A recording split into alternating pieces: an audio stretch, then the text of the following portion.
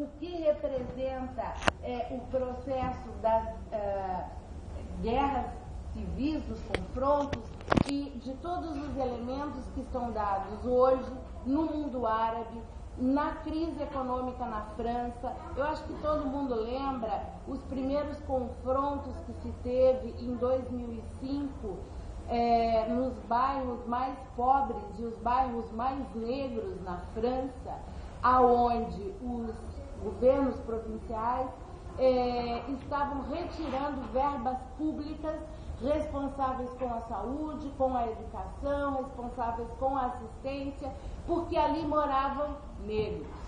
Todos nós sabemos do debate que foi colocado em 2005, em 2008, quando se tem o primeiro presidente negro a dirigir o maior país imperialista do mundo, o contexto que se tinha sobre a discussão racial e em relação à crise econômica era exatamente o processo que os primeiros a estarem sofrendo com a falta de recurso, com a falta de trabalho, com as condições precárias, são os negros, são as mulheres, são os imigrantes, são todas as populações que nós chamamos de minoria, que são as grandes maiorias. Nesse sentido, eu acho que é fundamental a gente poder entender que essa questão sobre as opressões, ao contrário de estar dividindo a nossa classe, é o elemento primordial de unidade da nossa classe, de unidade dos trabalhadores do mundo inteiro e como nós podemos estar criando mecanismos que venham a representar para a nossa classe, de conjunto de trabalhadores, como é que nós podemos avançar nessa discussão.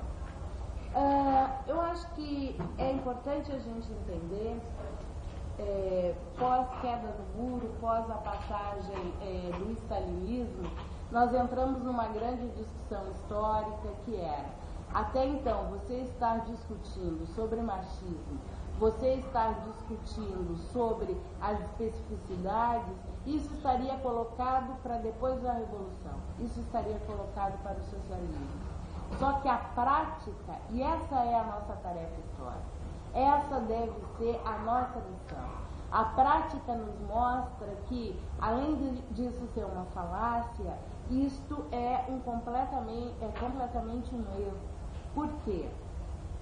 Porque em nome das opressões, em nome da divisão entre homens e mulheres, em nome da divisão entre brancos e negros, o capitalismo foi criando requintes de exploração, requintes de crueldade de exploração. E nós, por todas as formas de opressão que estão colocadas cotidianamente, aonde quer que nós venhamos a militar. Depois eu vou deixar uma questão mais para a nossa realidade mais concreta, que é as nossas relações sindicais, como é que isso se passa o governo de Frente Popular, e que nutriu a expectativa dos trabalhadores do Brasil inteiro e de várias outras partes do mundo, aonde se poderia vislumbrar uma certa organização da classe trabalhadora.